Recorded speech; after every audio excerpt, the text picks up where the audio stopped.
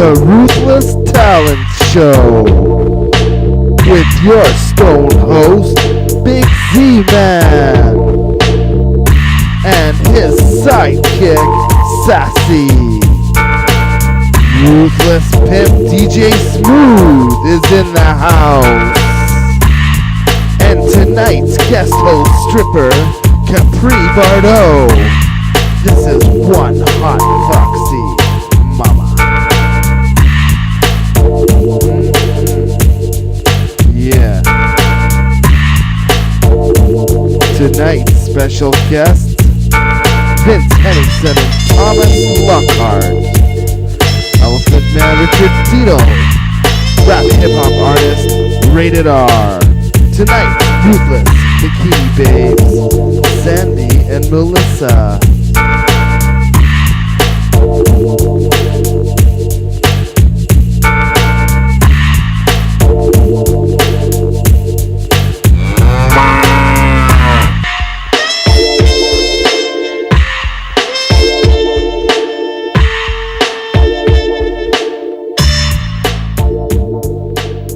We're back at the Ruthless Talent Show. I'm your host, Big Z-Man, our lovely guest host, Miss Bardot, and our cool Ruthless DJ, Smooth.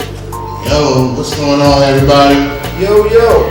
And on the show today, our guest is Vince Henningsen and Thomas Lockhart with their documentary, Vanishing Tattoo. Thanks for having us, Z-Man. Well, it's a pleasure. And pleasure to have you too, Thomas. Thanks, Z. So where did the idea for the Vanishing Tattoo come from? Well, originally, Thomas did all of my tattoo work. Yes. And went to West Coast Tattoo because, hey, it's the oldest continually operating tattoo shop in Canada. Thomas Lockhart is a world-renowned tattoo artist. That's a fact. And as he was tattooing me, he started telling me stories about his travels, where he'd gone to places like Borneo and seen some of the indigenous tattooing. Explained to me that it was a shame because it was dying out and the only people who still had the tattoos were old men. And when they died, it was going to be lost forever. And he and I talked about it, and I thought that was a great idea for a documentary film. Excellent. So how long did it take you to make the documentary? 4 or 5 years ago? Yeah, the documentary itself was shot in 5 weeks in Borneo. But Yeah. Tom and I, Financing. always the money. So we were really lucky because the Aboriginal Peoples Network of Canada, which is aptn.ca, you can go to their website if you want to see the documentary, because it will be airing this fall. Yeah. BC Film and CanWest Global gave us development financing that allowed Tom and I to do a research trip. And to do research for this, we went to tattoo conventions all over North America, went to Europe, Japan, where we visited Horiyoshi, Samoa, Tahiti, Thailand, Australia, New Zealand. Speaking of Thailand, Miss Bardot, weren't you there recently? Yeah, I was there for 4 months actually, just after Christmas. Right on. Hanging out to Koh Samui. Yeah, Koh Samui, Koh Phangan, lots of fun over there. Yeah. We're very excited, man. Just basically lying on the beach and rolling over from one side to the Scuba other. diving too? Can I scuba dive? Snorkeling, no, that's something I want to get into guys. Scuba diving is Well, right on. So, back to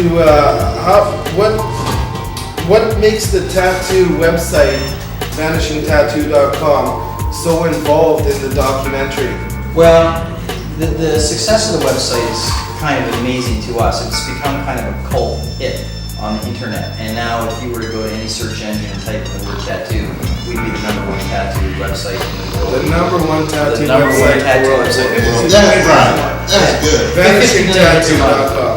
And we put up the website as a way of contacting people and telling our story because we're like starving independent filmmakers, and it was a way to kind of get out and tell the tattooing community what we were doing.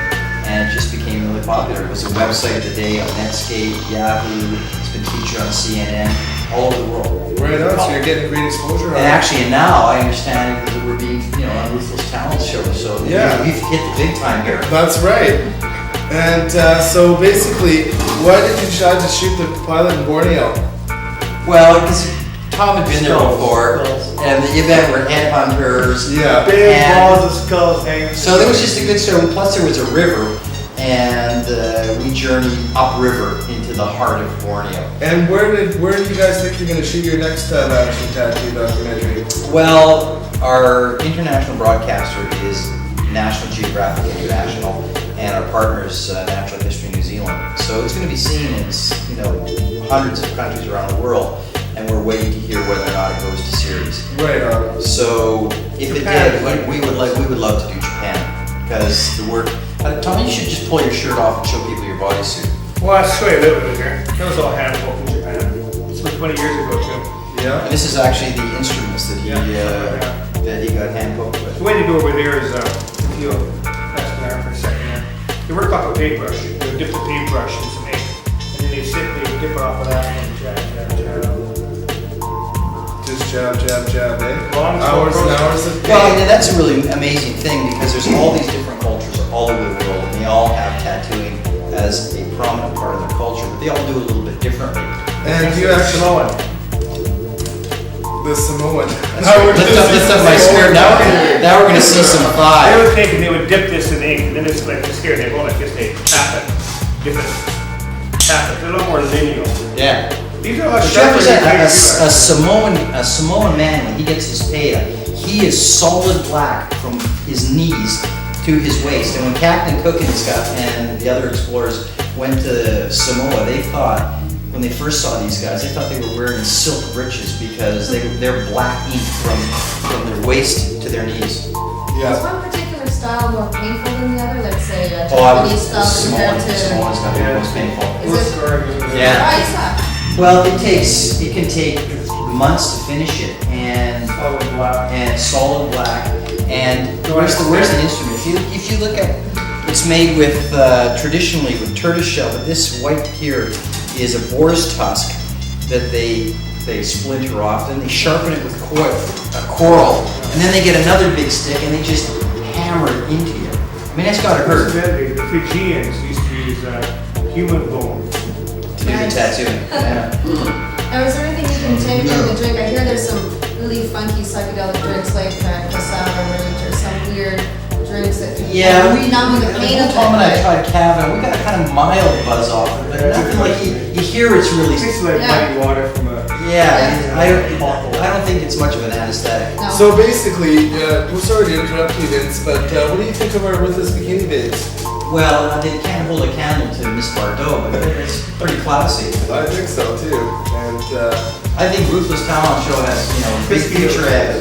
all right, and going with that, we're gonna go to a commercial with DJ Smooth. Take us the commercial.